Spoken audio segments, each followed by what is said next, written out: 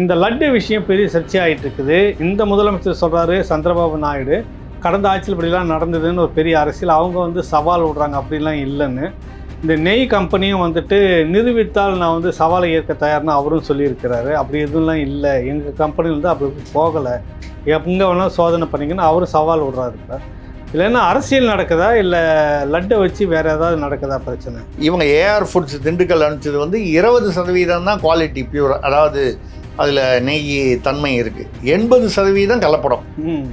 நம்ம ஆளுங்க தெரியாதா?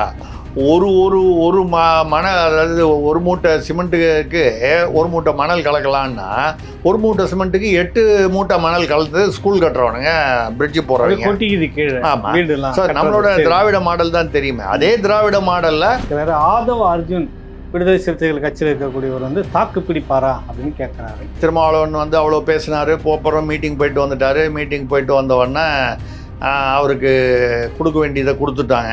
2016 ஒரே கையெழுத்தில் ஒரே நாளில் அதை தான் சொல்கிறேன்.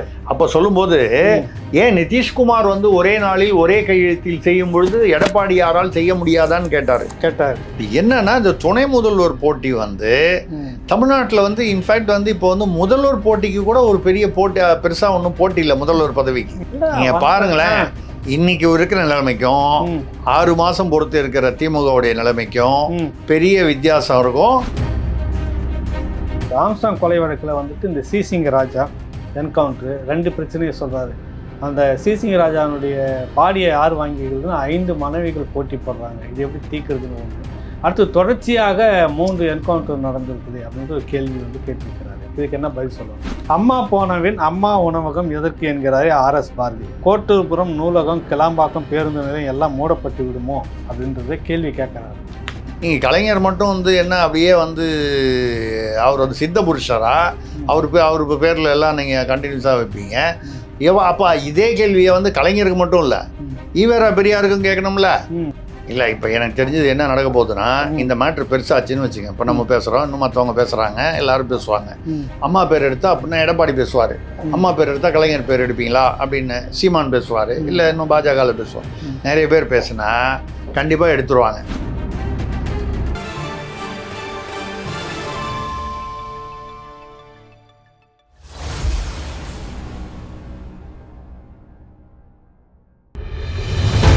உள்நாடோ வெளிநாடோ எங்கிருந்தாலும் உங்களில் சில பேருக்கும் பல வழக்குகள் இருக்கலாம், கூட சிக்கல் இருக்கலாம், யாரிடம் கேட்பது, எப்படி செய்வது என்ற குழப்பம் இருக்கலாம். உங்களுக்காகவே இந்த நிகழ்ச்சி. சட்டம் என்ன சொல்கிறது? சென்னை உயர்நீதிமன்ற வழக்கறிஞர் முனைவர் ஜி தியாகராஜன் அவர்கள் பதிலளிக்கிறார். பிரபல ஊடகங்களில் நிகழ்ச்சியை நடத்தியவர். உங்கள் கேள்விகளை அனுப்புங்கள். பதில் வாரந்தோறும் பேசுவோம். உங்கள் ராவணா வலையொலியில்.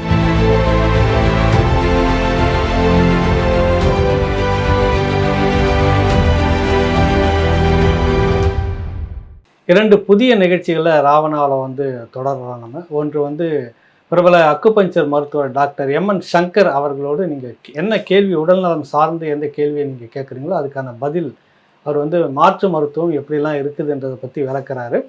உங்களுக்கு வீட்டில் இருந்தபடியே நீங்கள் சில தற்காலிகமாக சில மருத்துவ சிக்கல்களை தீர்த்துக்கலாம் அப்படின்றது தான் இதனுடைய நோக்கம். நிறைய கேள்விகள் இப்போவே வர தொடங்கி இருக்கிறது. 2வது நிகழ்ச்சி பிரபல வழக்கறிஞர் டாக்டர் ஜி தியாகராஜன் சட்டக்கல்லூரியில் கெஸ்ட் லெக்சரராக இருக்கிறாரு, மூத்த வழக்கறிஞர். சட்டம் என்ன சொல்கிறது? உங்களுக்கு சட்டம் குறித்து நிறைய சிக்கல்கள் இருக்கும், கேள்விகள் இருக்கும், குழப்பங்கள் இருக்கும். தனக்கு ஒரு பிரச்சனை, இது எப்படி தீர்க்குதுன்ற ஒரு மன பிரச்சனை இருக்கும்.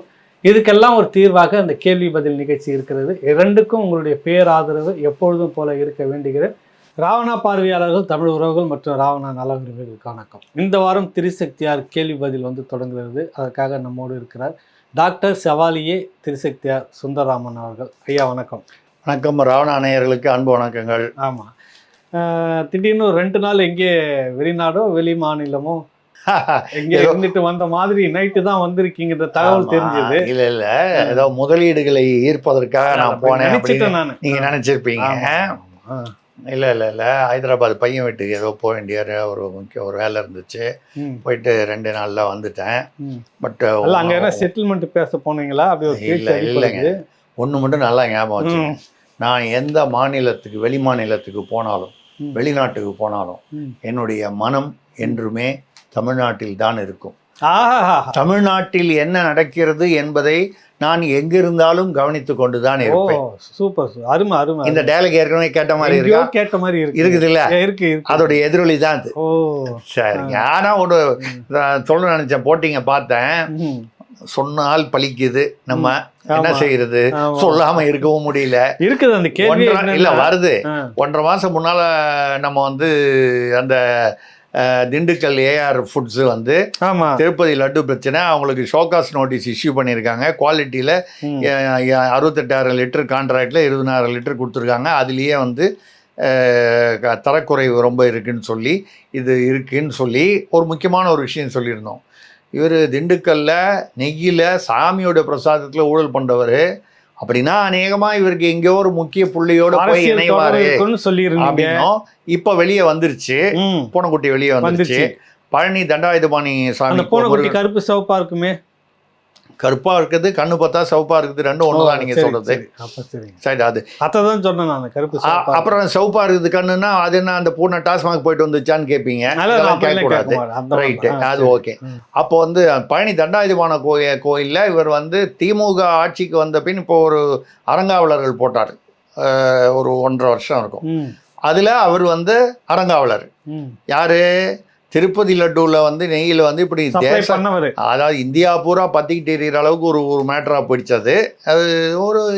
அது ஒரு எப்போவுமே ஒரு அந்த சாமி பக்தி அந்த இறை உணர்வு சார்ந்த இதில் வந்து இப்போ இஸ்லாமியர்கள் பார்த்திங்கன்னா அவங்களுக்கு வந்து இந்த பன்றி அவங்க வந்து ஒத்துக்க மாட்டாங்க.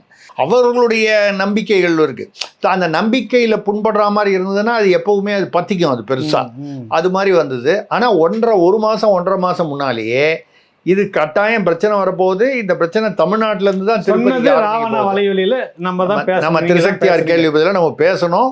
1 மாதம் பொறுத்து, 1 மாதம் 1.5 மாதத்துக்குள்ள இது பெரிய அளவில் தேசிய அளவில் வந்துருச்சு. அதனால் நேயர்களும் சரி அரசியல்வாதிகளும் சரி ராவணாவில் திருசக்தியார் கேள்வி பதிலை நீங்கள் வந்து உற்று கவனித்து வாருங்கள், நடந்துகிட்டு வாங்க.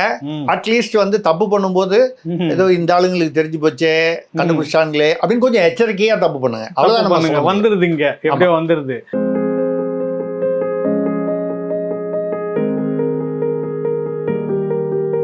பாமர மக்கள் தொடங்கி திரைத்துறை, அரசியல் துறை பிரபலங்களுக்கு எல்லாம் சிகிச்சை அளித்த புகழ்பெற்ற பிரபலமான அக்குப்பஞ்ச மருத்துவ நிபுணர் டாக்டர் எம்.என். சங்கர் அவர்களோடு நீங்கள் உங்கள் நோய்க்கான தீர்வுகள் என்ன, மருந்தில்லா மருத்துவம் சொல்லும் மகத்தான விதிமுறைகள் என்ன, உங்கள் நோய்க்கான கேள்விகளை அனுப்புங்கள்.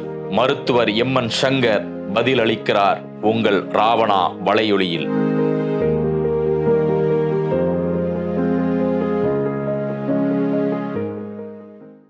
இதில் இன்னொரு விஷயம் என்னன்னா, அஸ்தினாபுரத்துலேருந்து ஒருத்தர் கேட்டிருக்கிறாரு. அஸ்தினாபுரம் கணபதி சுப்பிரமணியம், இந்த லட்டு விஷயம் பெரிய சர்ச்சையாகிட்டு இருக்குது. இந்த முதலமைச்சர் சொல்கிறாரு சந்திரபாபு நாயுடு கடந்த ஆட்சியில் இப்படிலாம் நடந்ததுன்னு ஒரு பெரிய அரசியல், அவங்க வந்து சவால் விடுறாங்க, அப்படிலாம் இல்லைன்னு.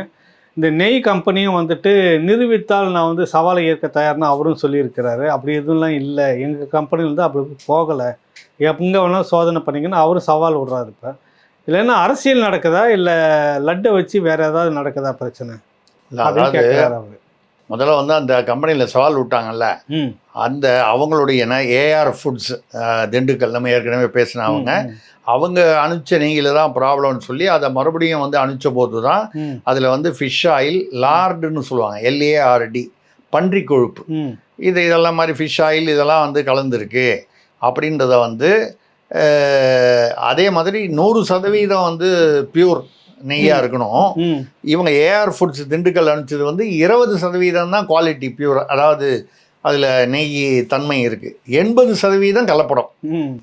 நம்ம ஆளுங்க தெரியாதா, ஒரு மணல், அதாவது ஒரு மூட்டை சிமெண்ட்டுக்கு 1 மூட்டை மணல் கலக்கலான்னா 1 மூட்டை சிமெண்ட்டுக்கு 8 மூட்டை மணல் கலந்து ஸ்கூல் கட்டுறவனுங்க, பிரிட்ஜு போடுறவங்க. ஆமாம், ஸோ நம்மளோட திராவிட மாடல் தான் தெரியுமே. அதே திராவிட மாடலில் 20% தான் வந்து சுத்தமான நெய், மிச்சம் வந்து கலப்படம். ஏதோ அந்த கலப்படம் வந்து இந்த ஃபிஷ் ஆயில் அது வேணும்ன்ட்டு கலந்துருப்பாங்கன்னு என் மனசுல நினைக்கல. அவங்க வந்து ஏதோ ஒரு ஆயில கலந்து லாபத்தை அதிகம் பேராசைப்பட்டிருப்பாங்க. அதில் இந்த பன்றி கொழுப்போ இல்லை மற்ற விஷயங்களோ ஃபிஷ் ஆயில் இதெல்லாம் இருந்திருக்கு. இது ஒரு சென்சிட்டிவான மேட்டர்னால பெருசாகிடுது. சந்திரபாபு நாயுடு ஏற்கனவே ஒரு அடித்த அடியில் ஜெகன் ரெட்டி வந்து ஏந்திக்க முடியாமல் தான் வந்து விழுந்துட்டார் அரசியல் ரீதியாக. ஏன்னா 18 எம்எல்ஏ இருந்தால் தான் எதிர்கட்சி தலைவர், அவர் வந்து 12 தான் இருக்காங்க.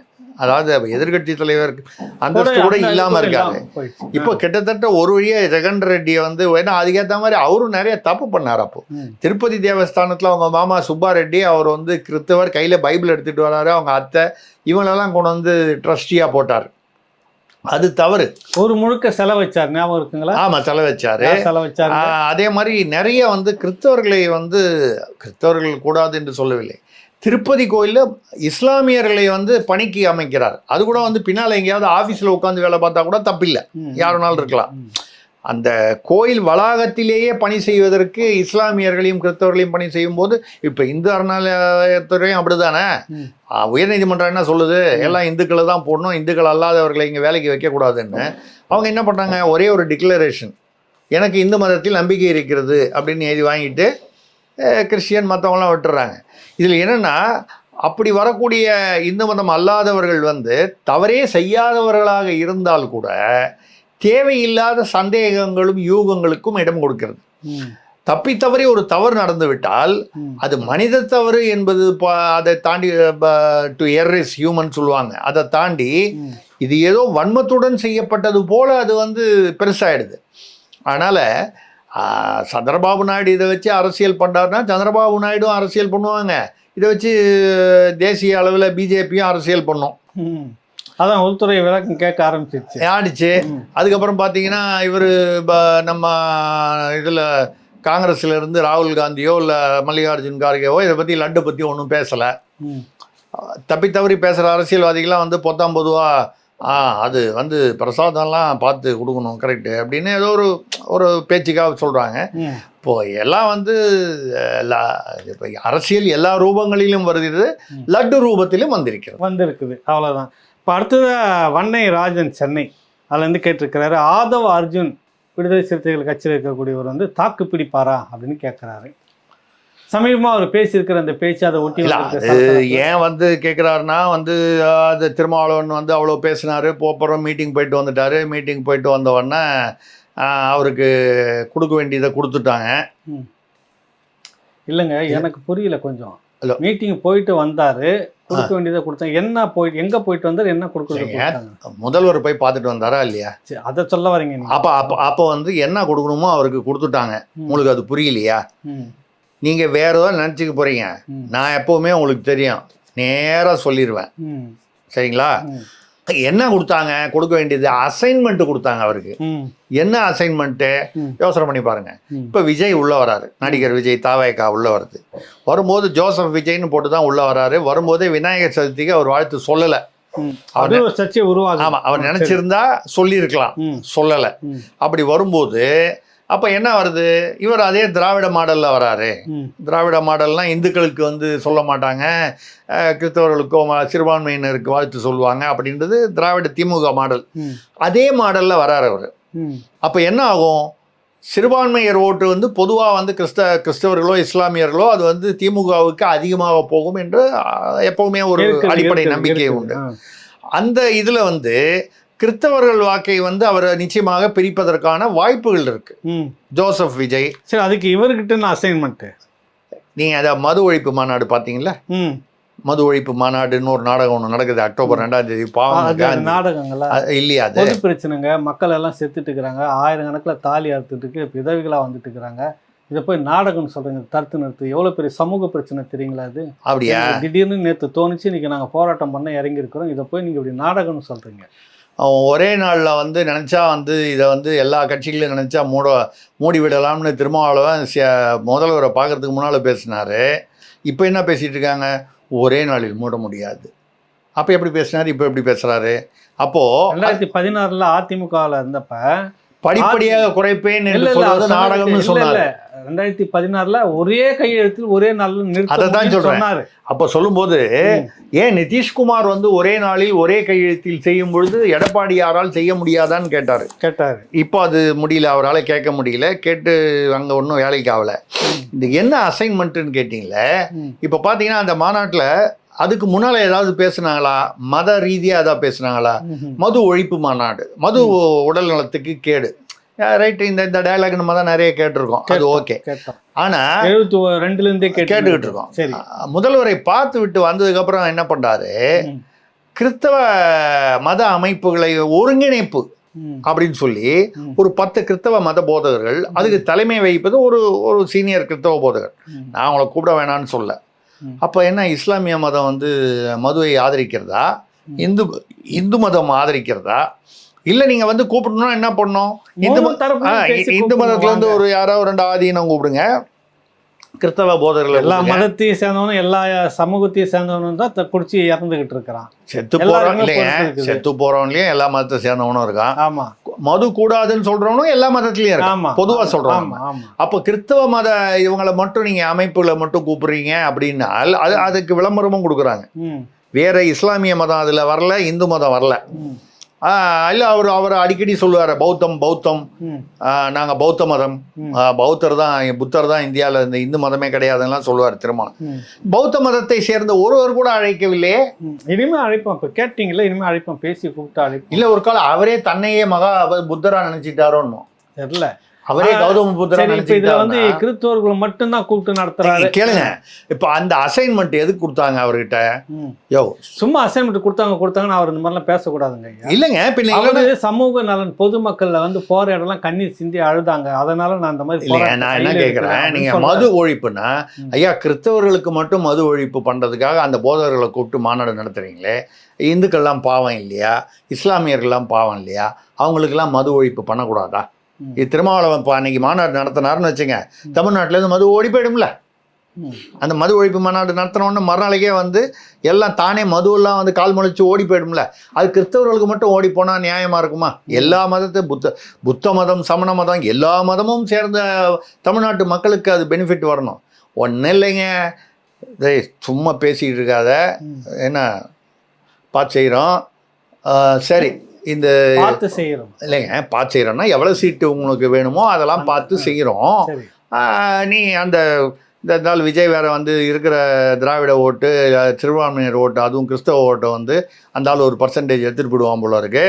அதை தடுக்கிறதுக்கு கொஞ்சம் இது ஏன்னா இந்த மது ஒழிப்பு மாநாடுன்னு முதல்வரை பார்க்கறதுக்கு முன்னால இந்த கிறிஸ்தவ மத போதகர்களை பற்றி பேச்சே இல்லை, அறிவிப்பே இல்லை. ஆக அவருக்கு கொடுத்த அசைன்மெண்ட்டை அவர் வந்து செஞ்சுக்கிட்டு இருக்காரு. விஜய்க்காக அந்த வாக்கு இந்த பக்கம் திருப்பணும். ஆமா, திமுக கூட்டிட்டு இதுல இப்போ ஆதவ அர்ஜுன் வந்து என்னன்னா, ஆதவ அர்ஜுன் வந்து இதுக்கு அப்புறமும் என்ன பேசிக்கிட்டு இருக்காரு, திருமாவளவனை துணை முதல்வர் ஆக்க வேண்டும்ங்கிறாரு. என்ன சொன்னது சர்ச்சையாயிட்டு இருக்குன்னா, சினிமாவில் இருந்துட்டு போனவங்களுக்குலாம் துணை முதல்வர் உதயநிதி, சினிமாவில் நடிகராக இருந்தவர்கள்லாம் துணை முதல்வர், 40 ஆண்டுகள் அரசியல் அனுபவம் கொண்டவர் இவரு அப்படின்னு சொல்றாரு. இப்போ என்னன்னா, இந்த துணை முதல்வர் போட்டி வந்து தமிழ்நாட்டில் வந்து இன்ஃபேக்ட் வந்து இப்போ வந்து முதல்வர் போட்டிக்கு கூட ஒரு பெரிய போட்டி, பெருசா ஒன்றும் போட்டி இல்லை முதல்வர் பதவிக்கு. இந்த துணை முதல்வர் போட்டிக்கு அந்த பக்கம் துரைமுருகன் வந்து உங்களுக்கு தெரியும் வம்பு பண்ணிக்கிட்டு இருக்காரு. திடீர்னு ஏதாவது கேள்வி கேட்டால் முகம் கருத்துருது அவருக்கு. இந்த உதயநிதி மேட்டரை பற்றி, துணை முதல்வர் பற்றி கேட்டால் வித்தியாசமாக பதில் சொல்கிறாரு. அந்த பக்கம் ஒரு மொத்தம் அங்கே ஒரு டீம் நம்ம ஏற்கனவே பேசிட்டோம். அது இப்போ வந்து பார்த்தீங்கன்னா திருமாவளவனுக்கு துணை முதல்வர் கேட்குறாங்க. இப்போ காங்கிரஸ் பார்த்தீங்கன்னா அவங்க வந்து அந்த காங்கிரஸ் மாநாட்டில் சத்தியமூர்த்தி பவனில் வந்து நிறைய தலைவர்கள்லாம் பேசியிருக்காங்க. காங்கிரஸ்லேயே ஃபுல்லாக தலைவர்கள் தானே, மேடையில் இருக்கிறவங்க தான், கீழே யாரும் உட்காந்துருக்க மாட்டாங்க, மேலே உட்காந்துருப்பாங்க தலைவர்கள் எல்லாம். அவங்க வந்து பல பேர் மாறி மாறி பேசும்போது 20% உள்ளாட்சியில் வந்து சீட்டு எங்களுக்கு வேணும், கூட்டணி வந்து 20% தமிழ்நாட்டில் உள்ளாட்சி தேர்தல் வருது இல்லையா, அந்த உள்ளாட்சி தேர்தல் வர 8 மாவட்டங்களே எங்கேயோ வருது. அதில் வந்து வரும்போது அதில் 20% சீட்டு. அது என்ன, காங்கிரஸுடைய தயவு இல்லாமல் எந்த கட்சியும் அது மறுபடியும் அந்த டயலாக்லாம் ஆரம்பித்தாங்க. இப்போ என்ன இன்று இல்லை, இப்போ இன்று இல்லைனாலும் என்றாவது ஒரு நாள் தமிழ்நாட்டில் காமராஜர் ஆட்சி அமைத்தே தீரும் அப்படின்னு சொல்றாங்க. அவங்க மாவட்ட கூட்டத்தில் வந்து பேசிக்கிறாங்க. 20% அந்த KR ராமசாமி அவர் வந்து 20%க்கு நம்ம வாங்கவே கூடாது. அப்படி ஒரு கால் 20% திமுக கொடுக்கவில்லை என்றால் நாம் தனித்து நின்று நம் வலிமையை காண்பிக்க வேண்டும். எனக்கே பயமா இருக்கு, இவங்க வலிமையை பார்க்க நமக்கு உடம்பு தாங்குமான்னு தெரியல. சரி, ஆனா வந்து அப்படின்னு சொல்றாங்க. இப்போ என்னன்னா இது விஷயம் வேற ஒன்றும் இல்லை. திருமாவளவன் கொஞ்சம் கலாட்டா பண்ணார், அவர் போய் பாட்டு வந்துட்டார். ஏதோ அசைன்மெண்ட் எல்லாம் கொடுத்தாங்க. அசைன்மெண்ட்னா நீங்கள் ஒன்றும் எதையா நினச்சிக்காதீங்க. நான் சொல்கிறது அந்த என்ன செய்யணும், நம்ம தேர்தல் கூட்டணியுடைய வெற்றிக்கு என்ன செய்யணுன்ற ஒரு ப்ராஜெக்ட் கொடுத்தாங்க. போனார், அதை வாங்கிட்டு வந்துட்டார். அப்புறம் கம்முன்னு செட்டில் ஆகிட்டார். ஒரு மாதிரி செட்டில் ஆகிட்டாருன்னா மது ஒழிப்பு மாநாடு நடத்துகிறாரு. அப்புறம் அது ஏதோ பண்ணுறாரு. நம்ம இப்போ ஒரு மறுபடியும் காங்கிரஸ்லேருந்து ஒரு கலாட்டா பண்ணால் நம்மளையும் கூப்பிட்டு அனுப்புவாங்க. நமக்கும் அசைன்மெண்ட் கொடுப்பாங்க. நமக்கும் அசைன்மெண்ட்டு மற்ற எல்லா ப்ராஜெக்ட்டு என்னெல்லாம் நமக்கு வேணுமோ அதெல்லாம் வந்து கேட்டு வாங்கிக்கலாம். இப்போ எல்லா கட்சியும் இப்போ கம்யூனிஸ்ட் பாருங்கள். அடுத்தது கம்யூனிஸ்ட்டு இவர் ஒரே நாளில் வந்து பாலகிருஷ்ணன் சொல்கிறார். யார்? நம்ம மார்க்சிஸ்ட் பாலகிருஷ்ணன். அவர் சொல்கிறாரு, மார்க்சிஸ்ட் தானே கம்யூனிஸ்ட்டு, அவர் வந்து பாலகிருஷ்ணன். அவர் என்ன சொல்கிறாரு, ஒரே நாள்லாம் மூட முடியாது. அவர் என்ன சொல்கிறாரு, ஐயா முதல்வர் அவர்களே எல்லோரும் மூடணும்னு சொல்கிறாங்க, ஒரே நாளில் மூட முடியாதுன்னு உங்களுக்கு சப்போர்ட்டாக சொல்கிறேன், பார்த்து செய்யுங்க. போன தடவை செஞ்சபோது ஒரு 15 கோடி 10 கோடி 2 கம்யூனிஸ்ட் கட்சிக்கும் கொடுத்தாங்க. அது விலைவாசிலாம் ஏறி போச்சு, கொஞ்சம் பார்த்து செய்யுங்க. இந்த பக்கத்தில் இருக்கிற இலங்கையில் ஒரு 30-35 வருஷமாக ஒரு கட்சி தடை செய்யப்பட்ட கட்சி, கம்யூனிஸ்ட் சித்தாந்தத்தில் இருக்கிற கட்சி, ஏகப்பட்ட பேரை கொலை செய்து தடை செய்து போலீஸ்லாம் தேடி தேடி கொலை பண்ணிட்டு இருந்தாங்க, இராணுவம் எல்லாமே சேர்ந்து. அந்த கட்சியிலேருந்து இன்னைக்கு வந்து அதே போலீஸ் இராணுவ மரியாதையோட முதலமைச்சராக வந்து ஜனாதிபதியாக உட்கார அளவுக்கு அரசியல் அங்கே வளர்ந்துருக்கு. இடதுசாரி 3%. 2019 3% ஓட்டு வாங்கினவன் அதான் இன்னைக்கு 52 50 அந்த அளவுக்கு அங்கே வந்திருக்கு கம்யூனிஸ்ட். இங்கே எப்படி இருக்கு பாருங்கன்ற. இங்கே கம்யூனிஸ்ட் ஏங்க, நீங்கள் என்னைக்கு வந்து கையில் தட்டேந்தி போய் நிற்கிறீங்களோ அன்றைக்கே உங்களுக்கு மரியாதை முடிஞ்சு போச்சு. ஸோ இது ஆதவ அர்ஜுன் விஷயத்துக்கு வருவோம். அவர் என்ன பண்ணுவாங்க, ஆதவ அர்ஜுன் RS பாரதி இவர் ராசா சொல்கிறாரு, அப்படியே வச்சு கடைசியாக வந்து நடவடிக்கை எடுக்கணும். அண்ணன் இதெல்லாம் ஆதவ அர்ஜுன் பேரில் நடவடிக்கை எடுக்கணும், அனுமதிக்க மாட்டார் திருமா தோழர் அப்படின்லாம் சொல்லி பார்த்துக்குங்க, நடவடிக்கை எடுங்கிற மாதிரி சொல்கிறார். திருமா இதை ஏற்றுக்கொள்ள மாட்டார்னு அவரை ஏற்றி விடுறாரு. ரைட்டு, ஆமாம், சரி. ஏங்க ராசா அவர் எவ்வளோ பெரிய ஆளாகனா இருக்கட்டும், அவருக்கு பின்னால் 1G 2G 3G 4G எத்தனை G வேணாலும் இருக்கட்டும், ஆதவ அர்ஜுன் திருமாவளவன் கட்சி நடத்துறதுக்கு பணம் கொடுப்பாரு, கொடுத்துக்கிட்டு இருக்காரு, கொடுப்பாரு. ராசா கொடுப்பாரான்னு கேட்குறீங்க? ராசா கொடுப்பாரா? அவர் என்னத்துக்கு அனாவசியம் எங்கே கொடுக்கணும்? இல்லைங்க, அவர் எங்கேயுமே கொடுக்க மாட்டாரு. அவர் ஏன் கொடுக்குறாரு? அது கொடுக்கறதுக்குன்னு தனியாக ஆள்லாம் வச்சுருக்காங்களே. அதான் நம்ம வழக்கமாக ஜெகத் ரட்சகன்னா இருக்காரு, ஏவாவில் இருக்காரு, செந்தில் பாலாஜி இப்போ வானேமா இந்த மாதத்துக்குள்ளே வெளியில் இந்த மாதத்தில் ஒரு மாதத்துக்குள்ளே வந்துடுவார். நமக்கு கிடைத்த டில்லி தகவல்கள் பொறுத்த வரைக்கும் தன் முயற்சியில் சற்றும் மனம் தளராத விக்ரமன் மீண்டும் முருங்கை மரம் ஏறி வேதாளத்தை வீத்தினான் அப்படிங்கிற மாதிரி 4வது அட்டம்ப்ட் கிளிக் ஆயிடுச்சுன்னு கேள்வி. இது முந்தானத்து எனக்கு வந்து செய்தி சுமூகமாயிடுச்சு, இவங்களுக்குள்ள சுமூகமாயிடுச்சு. எனி டைம் இப்போ செந்தில் பாலாஜி வந்து இது அது அட்வான்ஸ் போயிடுச்சு. நீங்க தப்பா நினைக்காதீங்க, அட்வான்ஸ்னா தகவல் போயிடுச்சு. தகவலுங்க அட்வான்ஸா என்னெல்லாம் தகவல் பேச மாட்டோம். ஆமா ஆமா, இந்த தகவல் அட்வான்ஸ் எல்லாம் போயிடுச்சு. அப்புறம் மிச்சம் உள்ள தகவல் அதுவும் போய் சேர்ந்துருச்சுன்னா அவர் ரிலீஸ் ஆயிடுவாருன்னு சொல்லிட்டாங்க, பேக்டோர் வழியா. இன்ஃபேக்ட் அவர் கூட பாருங்க, நாசுகா சொல்லியிருக்காரு, நான் வருவதற்காக நீங்க அந்த அமைச்சரவை மாற்றத்தை தள்ளி போட வேண்டாம், நான் வரபடி இருக்கட்டும், நீங்கள் பாட்டில் என்ன அமைச்சரவை அப்படின்னா என்ன துணை முதல்வராக அவரை நீங்கள் போகிறதுனா போடுங்க, எனக்கு ஒரு பதவி கொடுக்கணுன்றதுக்காக வெயிட் பண்ண வேணாம், வந்ததுக்கப்புறம் நம்ம அட்ஜஸ்ட் பண்ணிக்கலாம் அப்படின்லாம் சொல்லிட்டாரு. அப்போ என்ன அங்கே அது செட்டில் ஆயிடுச்சு. அப்போ நான் வந்துடுவேன், அவர் வந்த பிற்பாடு அமைச்சரவையில் மாற்றம் இருக்கும், அவ்வளோதான். இன்னைக்கு முதலமைச்சர் எங்கள் தொகுதிக்கு வந்தார், கொளத்தூர் தொகுதிக்கு. பத்திரிகையாளர் கேட்குறாங்க, ஐயா அந்த மாதிரி சொல்லிட்டே இருக்கிறீங்க, எப்போ துணை முதலமைச்சர் பதவி பதில் சொல்லுங்கன்னு. மாற்றம் இருக்கும், ஏமாற்றம் இருக்காது. செந்தில் பாலாஜி வந்த உடனே மாற்றம் இருக்குன்னு சொல்கிறாரா, ஏமாற்றம் இருக்காதுன்றதுக்கு உதயநிதி தான் துணை முதல்வர், அதில் ஏமாற்றம் இருக்காதுன்னு சொல்கிறாரா தெரியல. அது மக்களுக்கு ஏமாற்றம் இருக்காதுன்னு சொல்கிறது, திமுக தொண்டர்களுக்கு ஏமாற்றம் இருக்காது, திமுக குடும்பத்தினருக்கு ஏமாற்றம் இருக்காது, துணை முதல்வராக கட்டாயம் வந்துடுவாங்கன்னு சொல்கிறாங்க. மாற்றம் இருக்குன்னு சொல்கிறது வந்து அண்ணன் துரைமுருகன் போன்றவர்களுக்கு பர்கோலாக்ஸ் கொடுக்குற மாதிரி இருக்குது, பேதி மருந்து கொடுக்குற மாதிரி இருக்குது.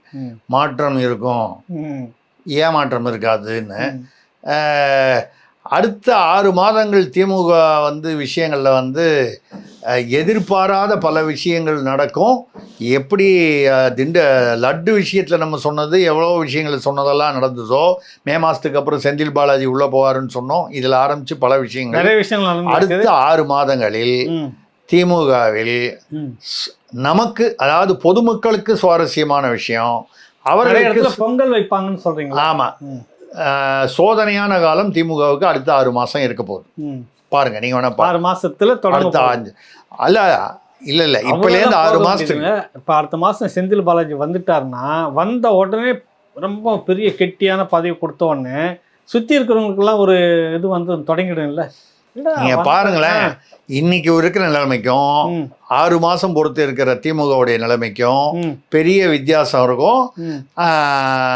பெரிய சோதனையா இருக்கும். நல்லா எழுதி வச்சுங்க, டேட் போட்டு கரெக்டா பாருங்க, பார்த்தலாம் பாருங்க. வடிவேல் ராஜன் மதுரை பேரை கேட்ட உடனே அது அந்த ஆள் வந்து நம்ம யாரையோ நக்கல் பண்ண போக நம்மள நக்கல் பண்ணதுக்குன்னே ஒரு ஆள்.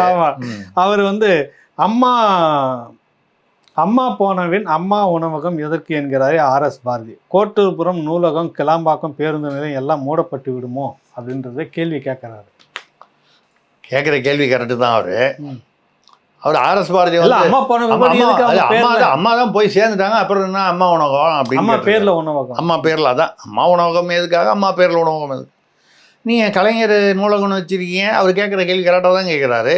அப்புறம் நீங்கள் கலைஞர் நூற்றாண்டு விழான்னு கிளாம்பாக்கம் பேருந்து நிலையம், எல்லாத்துக்கும் வந்து பல்நோக்கு மருத்துவமனை, கலைஞர் நூற்றாண்டு எல்லாமே வைக்கிறீங்க. ஜல்லிக்கட்டு பெரிய அவர் தான் போயிட்டாருன்னு சொல்லு. அவர் தான். அப்போ அதே பிரின்சிபல், அதே கொள்கை, அதே கோட்பாடு இங்கே கிடையாதா? நீங்கள் கலைஞர் மட்டும் வந்து என்ன அப்படியே வந்து அவர் வந்து சித்த புருஷரா? அவர் பேரில் எல்லாம் நீங்கள் கண்டினியூஸாக வைப்பீங்க. அப்போ இதே கேள்வியை வந்து கலைஞருக்கு மட்டும் இல்லை, ஈவேரா பெரியாருக்கும் கேட்கணும்ல. அம்மா போயிட்டாங்க, எம்ஜிஆர் போயிட்டாங்க, எம்ஜிஆர் போயிட்டாரு, ஒருத்தர் அந்தந்த ராஜீவ் காந்தி போயிட்டாரு, இந்திரா காந்தி போயிட்டாங்க, அப்படின்னு மகாத்மா காந்தி வரைக்கும் பேசலாம். பதில் ஒன்று தம்பி முத்துப்பாண்டியனுடைய சேனல் நங்கூரம் சேனல்ல இந்த கேள்வி வரும்போது இது பெரியாருக்கும் பொருந்தும் இல்லைன்னு நம்ம பேசியிருந்தோம். பேசுறீங்களா? நான் பார்க்கல. கரெக்டா என்னுடைய கேள்வி அதேதான். ஏது பெரியாருக்கும் பொருந்தும் இல்ல? அவர் தான் அப்பவே போயிட்டாரு, இன்னும் ஏங்க பெரியார்னு வந்து எல்லாம் நீங்க வந்து தமிழ் தந்தை, சமூக நீதியின் தந்தை மொந்தைன்லாம் சொல்றீங்க. பிரிச்சுலாம் பேசாதீங்க. தமிழ்நாட்டுக்கே அவர் தான் தந்தை. அதனால நீங்க சுருக்கமா வச்சுட்டு அந்த மாதிரிலாம் வந்து என்னை யாரும் கேவலப்படுத்துறத நான் ஒத்துக்க மாட்டேன். நீங்க தமிழ்நாட்டுக்கு தந்தைன்னா என்ன அதில் விட்டுருங்க. எனக்கு தந்தை ஒருத்தர் இருக்காரு, நான் வந்து அவர் தான் எனக்கு தந்தை. வேற யாரையும் என்னால் தந்தையா ஏற்றுக்கொள்ள முடியாது. அதாவது அவரை மாதிரி சில பேர் வந்து வளர்ப்பு மகள்களை ஏற்றுக்கொள்ளலாம், நான் வளர்ப்பு தந்தையை ஏற்றுக்கொள்ள மாட்டேன். அது வந்து என்னை பொறுத்த வரைக்கும் தன்மான விஷயம். நீங்க வந்து உங்களுக்கு வேணா அவர் தந்தைன்னு வச்சுங்க. அது என்ன தமிழ்நாட்டுக்கு தந்தை? இந்த கையில வாட்சி கட்டின்னு, இந்த கையில அந்த பிரஸ்லெட் போட்டுன்னு, எல்லாம் பேண்ட் ஷர்ட் சொக்கெல்லாம் போட்டுன்னு கார்ல வந்து இப்படிலாம் உட்காந்து பேசுறீங்கல்ல, இதுக்கு காரணமே தந்தை தான். ஆமாம்மா. அதுக்கு முன்னாடி நாங்கள் வந்து கோவணம் கட்டிக்கிட்டு தான் அலைஞ்சிக்கிட்டு இருந்தோம். அவர் தான் வந்து கட்டி விட்டாரு. நீங்கள் வேற. அவர் இங்கேருந்து அமெரிக்காவில் போய் இருக்கிற கோவணத்தையும் விட்டுட்டு நிர்வாண கூட்டம்னு ஒரு நிர்வாணத்தில் ஃபோட்டோ எடுத்ததெல்லாம் இன்னும் இப்போ தான் நேற்றுலாம் வந்துக்கிட்டு இருக்கு. அவர் வந்து நிர்வாண கூட்டம்னு இதுக்கு ஒரு கிளப்பு, அது எங்கே? அமெரிக்காவில். இவர் இங்கேருந்து யார் இதுக்கு ஸ்பான்சர் பண்ணாங்கன்னு தெரியல. எல்லா நாட்டுக்கும் போய் அமெரிக்காவில் போய் இந்த நிர்வாண கிளப்பில் போய் இவர் தான் வந்து தமிழ்நாட்டுக்கே கோவணம் கட்டி விட்டாருன்னு சொல்கிறீங்க. சரி, இது இருக்கட்டும். இப்போ இதெல்லாம் எடுத்துருவாங்களா? அம்மா பேரில் எதுக்கு அதெல்லாம் போய் சேர்ந்துட்டாங்கன்ற மாதிரி இப்போ திமுகவுக்கு வந்துட்டு கலைஞர் பேரில் எதுவும் இனிமேல் வைக்காதீங்கன்னு சொல்ல வர்றாரு RS பாரதி. இல்லை, இப்போ எனக்கு தெரிஞ்சது என்ன நடக்க போகுதுன்னா, இந்த மேட்ரு பெருசாச்சுன்னு வச்சுங்க. இப்போ நம்ம பேசுகிறோம், இன்னும் மற்றவங்க பேசுகிறாங்க, எல்லாரும் பேசுவாங்க. அம்மா பேர் எடுத்தால் அப்படின்னா எடப்பாடி பேசுவார், அம்மா பேர் எடுத்தால் கலைஞர் பேர் எடுப்பீங்களா அப்படின்னு சீமான் பேசுவார், இல்லை இன்னும் பாஜகவில் பேசுவார். நிறைய பேர் பேசுனா கண்டிப்பாக எடுத்துருவாங்க RS பாரதியை. அவருக்கு என்ன ஏதோ அமைப்பு செயலாளர் ஏதோ அவரெல்லாம் நீங்க அவ்வளவு லேஸ்ல அங்கிருந்து எடுக்க முடியாதுங்க. அவரெல்லாம் அவ்வளவு லேஸ்ல அங்கிருந்துலாம் எடுக்க முடியாது. இல்லைங்க, கட்சியை கழிச்சிட்டு போகணும் தானே. அவ்வளவு முக்கியமான நபர் அவர். 50 தலைவர்ல அவர் ஒருத்தரா நிக்கிறாரு. கட்சி தொடங்குனதுல இருந்து ஒருத்தரா நிக்கிறாரு. அவரை போய் நீங்க இந்த மாதிரிலாம் செய்ய முடியும். அதாவது நீங்க அந்த கட்சியில அதாவது நீங்க டாப் தலைவர்கள்னு சொல்றீங்க. ஐம்பெரும் தலைவர்கள். ஐம்பெரும் தலைவர்கள் ஆமா, அப்படின்னா அண்ணாவோட- அப்படின்னா நீங்கள் என்ன அர்த்தத்தில் சொல்கிறீங்கன்னு எனக்கு நான் புரிஞ்சுக்கிறேன்னா, இந்த ஐம்பெரும்ன்றது யார்? முதலியார், ஐ மீன் முதலில் யார்?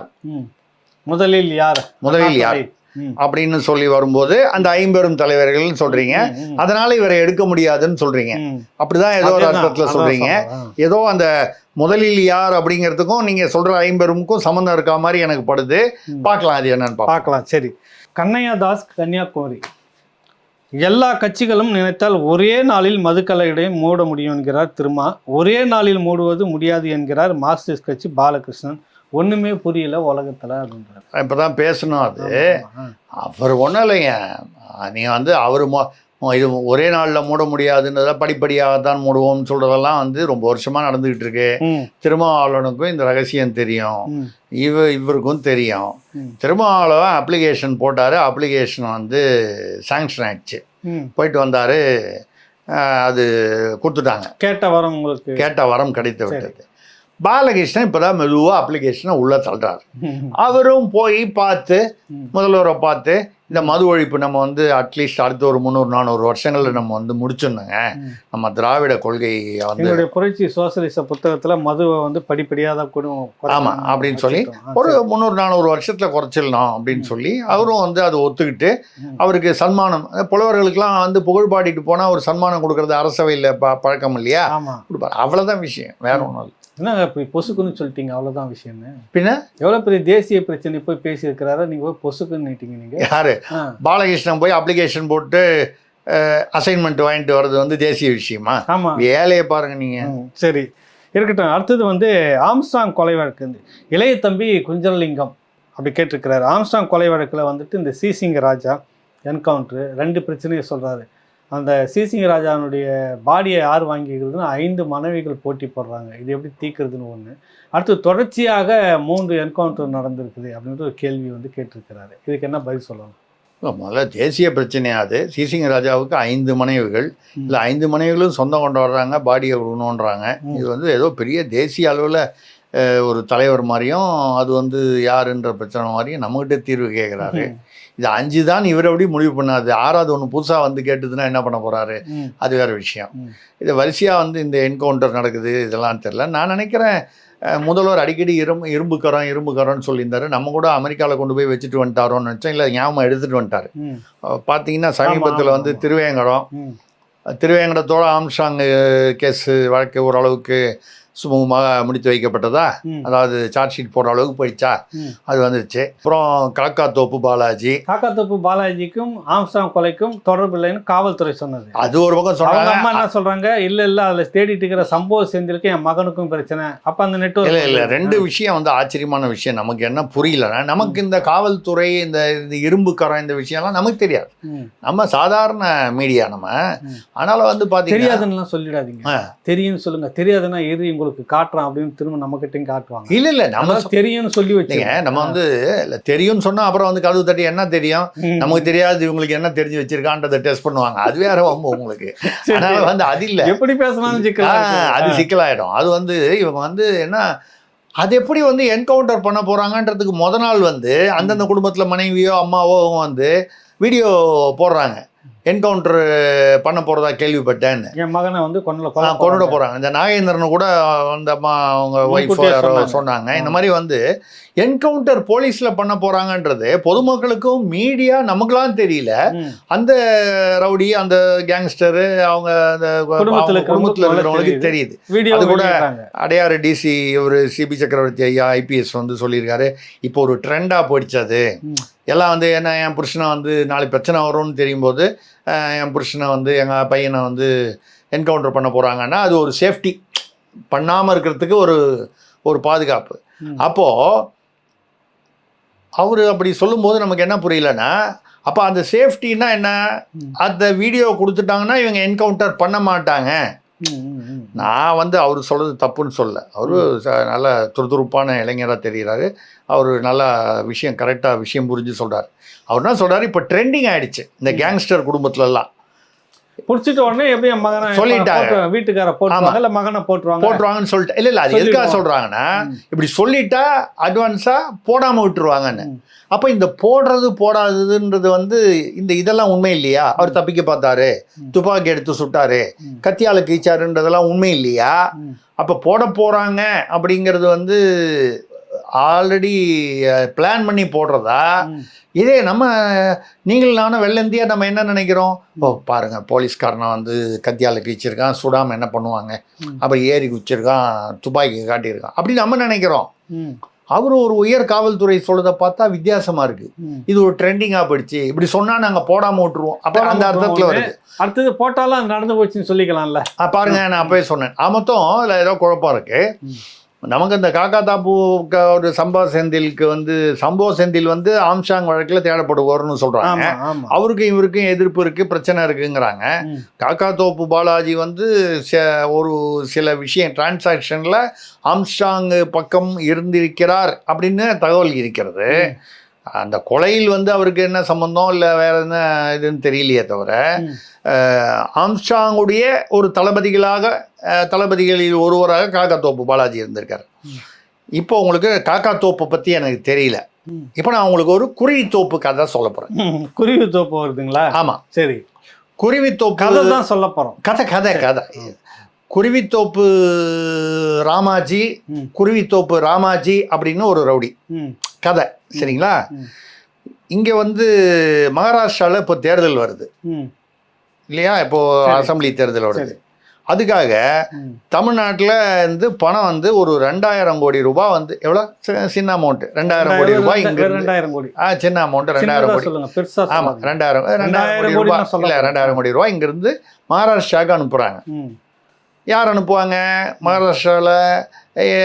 மகாராஷ்டிராவில் வந்து எதிர்கட்சி வரணுன்றதுக்காக இப்போ ஆளுவது வந்து பிஜேபி கூட்டணி, எதிரணிக்காக இங்கே தமிழ்நாட்டில் வந்து ரொம்ப வருஷமாக இருக்கிற ஒரு கட்சி, அந்த காலத்துலேருந்து நம்ம சின்ன வயசுலேருந்து இருக்கிற ஒரு கட்சின்னு சொல்கிறாங்க. அந்த கட்சி மூலமாக அனுப்புகிறாங்க.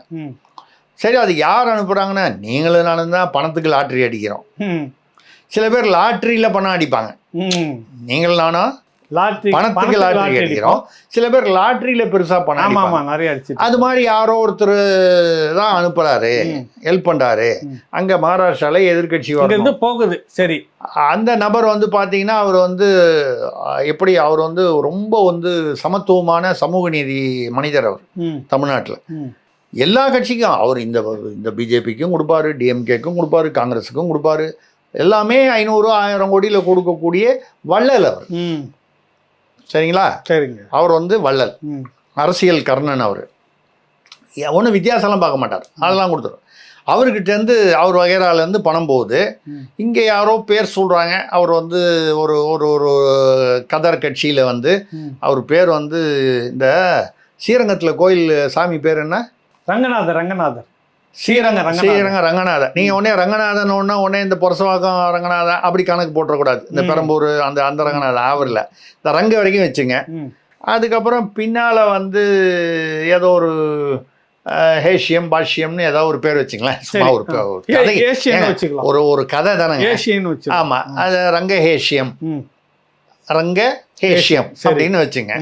அவர் மூலமாக தான் அந்த பணத்தை 2000 கோடி, அவர் தான் அந்த கோஆர்டினேட்டர், இதை அனுப்புகிறாங்க. இது குருவித்தோப்பு. யாரு? குருவித்தோப்பு ராமாஜி. அவருக்கு தெரிஞ்சு போச்சு.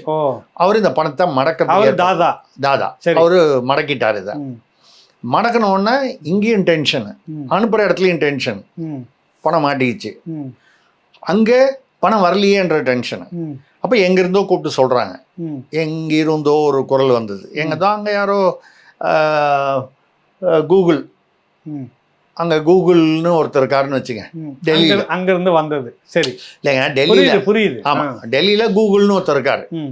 கோகுலோ ஏதோ ஒரு பேர். அங்கே ஒருத்தர். அவர் வகையிலேருந்து இங்கே ஃபோன் வந்து தமிழ்நாடு இங்கே வந்து என்னங்க 2 பேரும் நம்ம ஒன்றா இருக்கிறோம். ஆனால் 2000 கோடிங்க சும்மாவா? எவனோ ரவுடி பைய உள்ள போந்து பண்ணுறான். நீங்கள் வந்து ஏன்னா இந்த குருவித்தோப்பு ராமாஜி இருக்காரு, அவர் மேலே கடைசியாக போட்ட எஃப்ஐஆர் வந்து 8 வருஷத்துக்கு முன்னால். ஸோ அப்போ ஒன்றும் புதுசாக வந்து அவர் வந்து திருந்திட்டாருன்னு நான் சொல்லலை. அவர் வந்து சமீபத்தில் ஒன்றும் இல்லை, 8 வருஷமா 8 எதுவும் இல்லை. வருஷம் ஏற்கனவே வந்து பண்ண கேஸ் அது பாட்டில் வந்துகிட்டு இருக்கு, இப்போ ஓடிக்கிட்டு இருக்கு. ஒன்றும் புதுசாக ஒன்றும் சமீபத்தில் ஒன்றும் பெரிய பரபரப்பான ஒரு கேஸ் ஒன்றும் இல்லை. ஏன்னா பரபரப்பான ஒரு கேஸ் இருந்தால் உடனே மக்களுடைய இதுக்காக எதேச்சியான என்கவுண்டர்கள் நடக்கும். எப்படி அந்த மாதிரி இல்லை, எதேச்சியான என்கவுண்டர்கள் நடக்கும், அந்த மாதிரி இல்லை அது. அப்போ என்ன பண்ணுறது, முடிச்சிடுறது. குருவித்தோப்பு ராமாஜியின் கதை முடிக்கப்பட்டது. அதுக்கப்புறம் அந்த ரங்கஹேஷியம் இருக்காரு, ரங்கஹேஷியம் அவர் வீட்டுக்கு வந்து இப்போ வந்து கிட்டத்தட்ட அந்த இசட் பிரிவு பாதுகாப்பு மாதிரி சிறப்பான பாதுகாப்பு கொடுத்துருக்காங்க.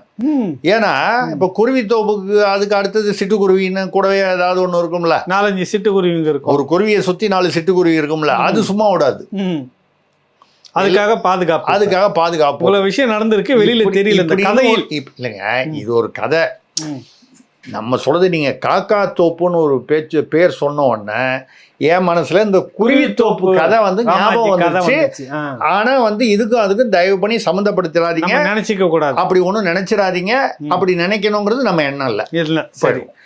அடுத்தது திரிசக்தியார் பகுதி 2ல வந்து நம்ம சந்திப்போம். மிக நன்றி, வணக்கம். இன்னொரு முக்கியமான விஷயம், முதல்ல சொன்னல அந்த 2 நிகழ்ச்சி, மருத்துவர் ஒரு சட்ட வல்லுநர் 2 பேருக்கான 2 நிகழ்ச்சி.